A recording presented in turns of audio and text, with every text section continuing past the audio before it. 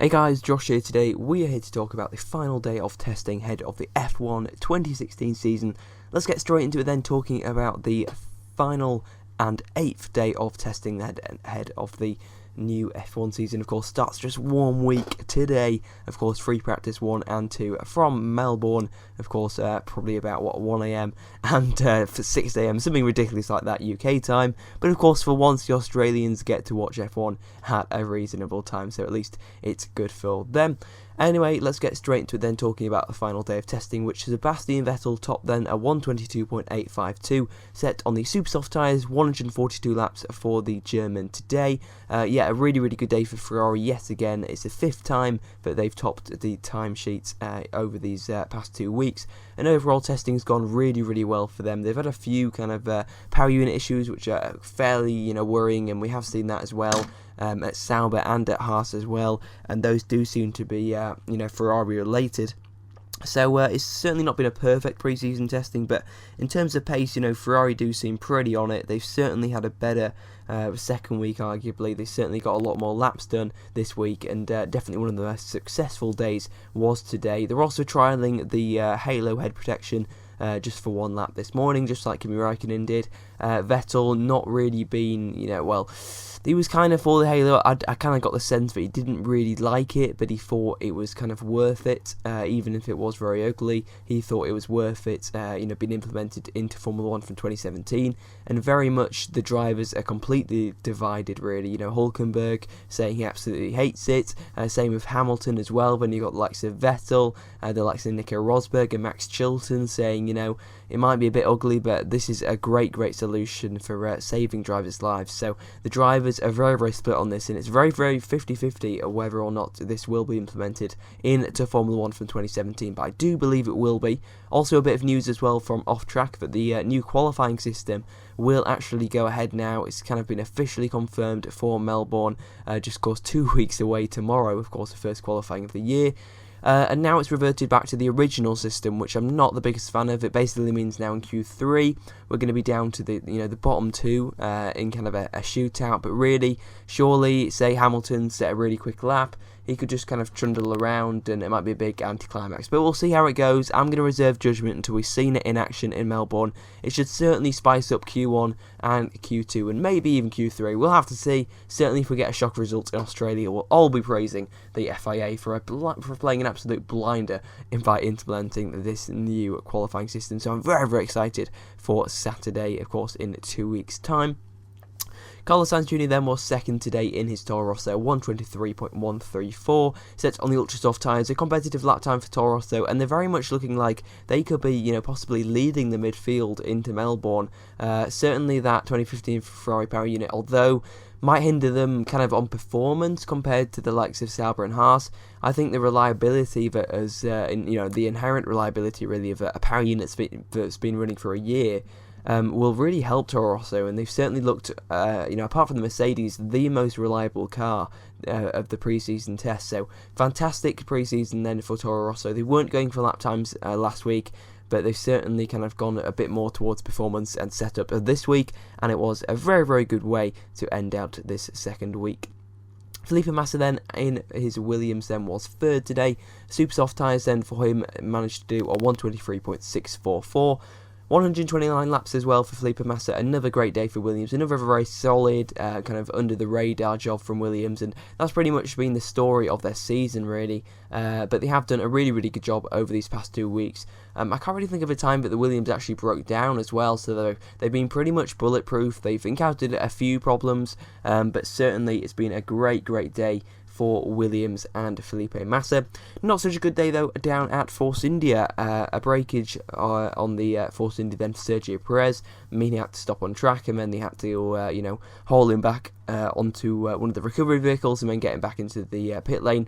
But yeah, Force India weren't really able to fix the car, and Perez only managing to get 60 laps in today. So yeah, certainly not the best day for Force India, but they've had a really solid test. So I don't think they're going to be too worried, and just 1/10 of Williams, on the same tyres. Of course, it's not that relative, but still, it's still kind of up in the air. Where are Force India going to be? Where are the likes of Toro Rosso? Where are Williams going to be? It's very, very close at the moment, not just up at the front, not just at the back, but in the midfield as well. And all signs point to it being a very, very close season. Even if Mercedes do dominate, I think it's almost guaranteed that we are going to get a so close fight in the midfield. It's certainly very, very unpredictable at this moment. Lewis Hamilton then was 5th in his Mercedes, and his teammate Nico Rosberg was down in last in 13th. Both of them setting their lap times on the medium tyres. 124.133 for Lewis Hamilton is the fastest time we've seen from anyone on the medium tyres. 69 laps for Hamilton then today, and 70 laps for Rosberg, so another really, really good day of running. Not as many laps as you usually expect from Mercedes, and that was because they actually broke down. Yes, that's right, the seemingly bulletproof Mercedes finally broke down, finally gave in for Hamilton, and but still they've done more laps in these 8 days of testing than they've going to do in these 21 races. So that just kind of put into perspective just how dominant Mercedes have been in testing. But of course, the races is going to be something completely different. So like I said before, in all these testing reviews, don't take anything for granted. Don't expect Mercedes to be quickest, because you never know. We could, there could be a fight for a Ferrari. That's what I'm going to say. Let's hope for that anyway. But yeah, transmission error, for Lewis Hamilton halted his progress today. And Rosberg, as I mentioned, down in 13th and last. Mercedes, of course, splitting the duties, just like another team, but I'll get onto them a bit later. Red Bull then, Daniel Ricciardo, 6th. Soft tyres for him, 124.427, pretty decent lap, 123 laps completed as well for Red Bull today, so it was a very, very solid day for them. Jenson Button as well, solid day for McLaren, 121 laps in the bank, and I always kind of clump these two together because they were the two teams with the biggest reliability woes last year, arguably, of course Toro Rosso as well, and it's nice to see all three of those, especially Toro Rosso, doing really, really well this year in terms of reliability. Not quite sure though where Red Bull or McLaren are so far.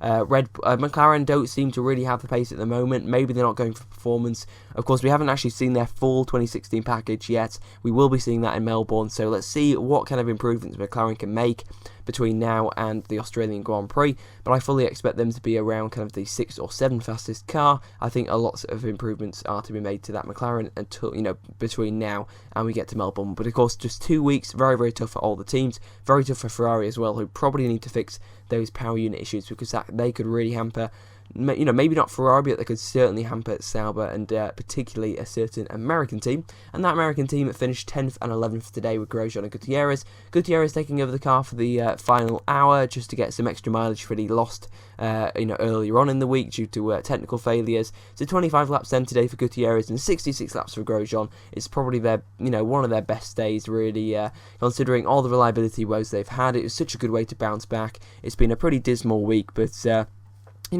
pretty solid way for Haas to, end this test. It's going to be interesting to see if they can, be reliable in Australia in the early part of the season. It should be very, very close, and I'm very, very excited for the season for this new team. 8th was Jolyon Palmer, followed by Marcus Ericsson in 9th.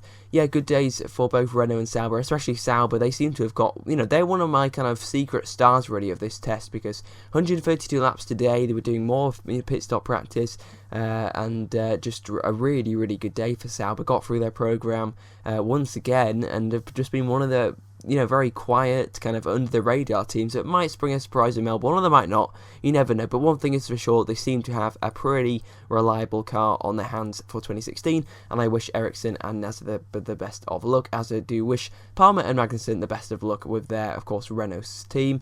90 laps for the Renault team then today. Not the greatest day, but still pretty solid running in. It's certainly been a mixed opening, couple of weeks for them in terms of their kind of new venture with, of course, the full works Renault team.